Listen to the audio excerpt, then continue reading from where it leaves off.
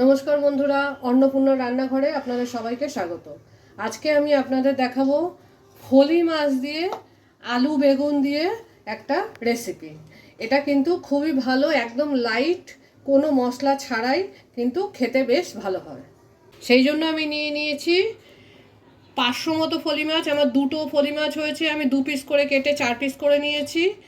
এখন বাজার থেকে মাছ কেটেই দেয়, কাজেই আপনাদের মাছ কাটার ঝামেলা নেই।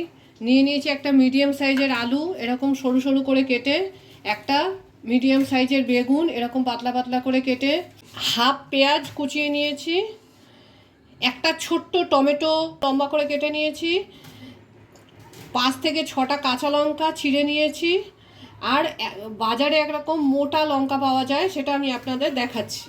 দেখুন, এই যে মোটা লঙ্কা, এটাকে আমি পাতলা পাতলা করে এইভাবে কেটে নিয়েছি। আপনারা যদি এই লঙ্কা না পান তাহলে ক্যাপসিকাম ইউজ করতে পারেন। আর লাগবে একটু কালো জিরে বা কালঞ্জি ফোড়নের জন্য, আর নুন হলুদ রান্নার জন্য তেল। এছাড়া আমাদের আর কিছুই লাগবে না। সবার প্রথমে আমরা মাছটায় নুন হলুদ মাখিয়ে মিনিট 5 রেখে দেবো, ততক্ষণে আমাদের তেলটা গরম হয়ে যাবে। মাছ কিন্তু বেশিক্ষণ ম্যারিনেট করে রাখতে হয় না, নুন হলুদ মাখিয়ে মিনিট 5 রেখে দিলেই মাছ ম্যারিনেট হয়ে যায়। এবার ভালো করে মাখিয়ে রাখবো আমি।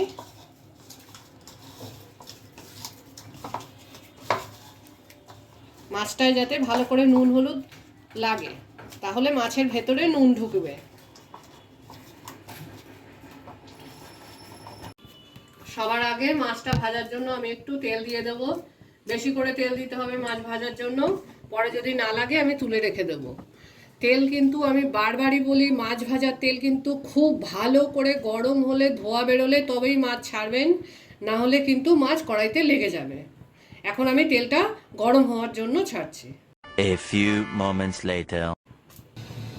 দেখুন, আমাদের তেলটা খুব ভালো করে গরম হয়ে গেছে, ধোয়া বেরোচ্ছে। এবার আমি মাছগুলো ছাড়বো।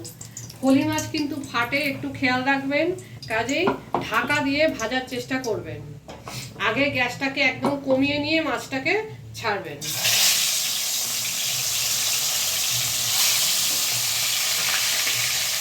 ঢেকে দেবেন, দিয়ে তারপরে গ্যাসটাকে বাড়াবেন। আবার 5 মিনিট পরে খুলবেন, ততক্ষণে মাছের একটা পাশ ভাজা হয়ে যাবে, আবার উল্টে দেবেন। দেখুন, মাছটা এক সাইডে ভাজা হয়ে গেছে, কিন্তু ফলি মাছ ফাটে বলে আমি একটু দূর থেকেই নাড়ার চেষ্টা করছি। মাছটাকে উল্টে দিলাম। এইভাবে আর একটা পাশ ভাজা হয়ে গেলে আমি আমার বাকি মাছটাও ভেজে নেব। দেখুন, আমার মাছটা ভাজা হয়ে গেছে, এবার আমি তুলে নিচ্ছি। এইভাবে আমি বাকি মাছ দুটো ভেজে নেব, তারপরে তরকারিটা করব। এখন আমার মাছগুলো সব ভাজা হয়ে গেছে, তারপরেও আমার কড়াইতে কিন্তু অনেকটা তেল বেঁচেছিল, আমি তেলটাকে ঢেলে রেখে দিয়েছি। এতে আমি শুধু 4 চামচ মতো তেল রেখেছি। এবার আমি রান্নাটা শুরু করব। রান্না শুরু করার জন্য সবার আগে এই গরম তেলে আমি 1 চিমটি মতো কালো জিরে ফোড়ন দেব।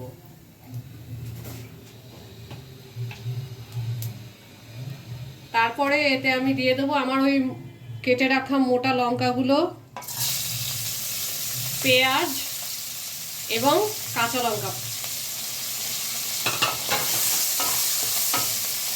ভাজা ভাজা করতে হবে না, নাড়াচাড়া করেই আমি এতে দিয়ে দেবো আলুগুলো। এবার আমি একটু ভাজা ভাজা করব।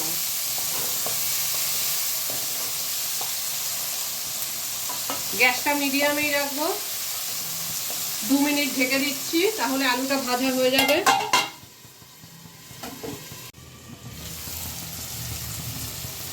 দেখুন, 2 মিনিট পরে আমার আলুগুলো প্রায় ভাজা ভাজা হয়ে এসেছে। এছাড়া লঙ্কা পেঁয়াজ যা দিয়েছিলাম সবগুলোই ভাজা ভাজা হয়ে এসেছে। আমি এবার বেগুনগুলো দিয়ে দিলাম।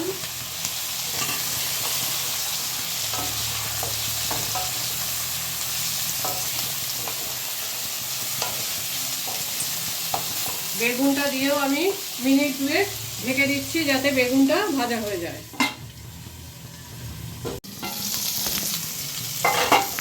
দেখুন, বেগুনগুলো ভাজা ভাজা হয়ে এসেছে, পুরো ভাজা না হলেও অল্প হালকা ভাজা হয়েছে। আমি আরও 2 মিনিট দেবো যাতে বেগুনটা আর একটু ভালো করে ভাজা হয়। দেখুন এবার বেগুনগুলো আমার ভাজা হয়ে গেছে।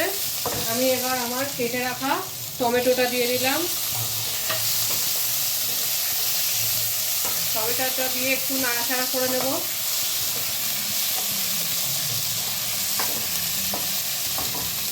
এবার আমি দিয়ে দেবো স্বাদ মতো নুন আর 1/2 চামচ হলুদ।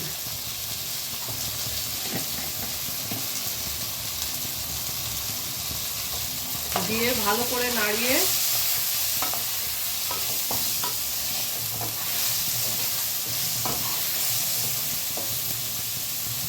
এক কাপ মতো জল দিয়ে দেবো।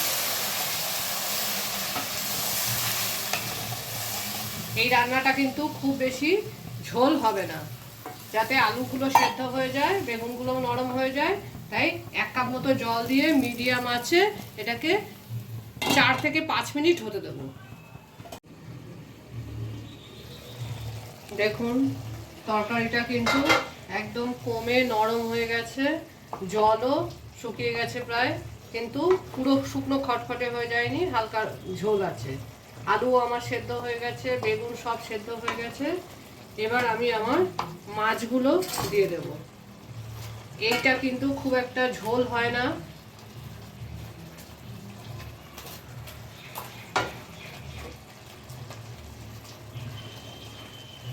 আমি মাছগুলো দিয়ে গ্যাসটাকে একদমই সিম করে একদম লো ফ্লেমে দিয়ে 2 মিনিট ঢেকে দেব।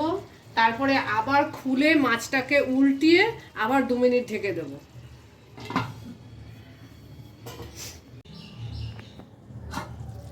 দু মিনিট হয়ে গেছে। আমার তরকারি দিয়ে দেখুন কি সুন্দর তেল বেরোচ্ছে, মাছগুলোও নরম হয়ে গেছে। তাও আমি মাছটা অপোজিট সাইডটা একবার দিয়ে দেবো, যাতে দুটো সাইডই খুব ভালোভাবে নরম হয়ে যায়।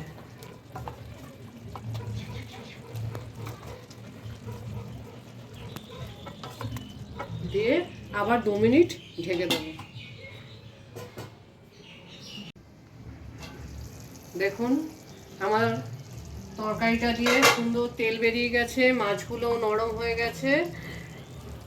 আমাদের আলু বেগুন দিয়ে ফলি মাছ তৈরি। এটা খেতে খুবই সুস্বাদু হয়।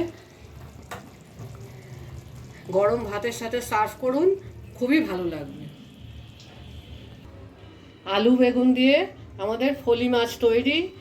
এটা খেতে খুবই সুস্বাদু, মশলা ছাড়া, এবং কোনো রকম আপনার অসুবিধার কারণ হবে না।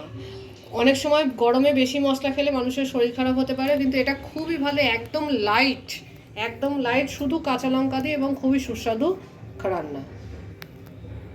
আলু বেগুন কাঁচা লঙ্কা দিয়ে ফলি মাছের এই লাইট অ্যান্ড টেস্টি রেসিপিটা যদি আপনাদের ভালো লেগে থাকে, তাহলে আমাদের চ্যানেলকে লাইক, শেয়ার আর সাবস্ক্রাইব করুন, আর বেল আইকনটা প্রেস করে দিন আরও অনেক নতুন ভিডিও দেখার জন্যে। আর কমেন্ট করে নিশ্চয়ই জানাবেন কেমন লাগলো। Thank you for watching.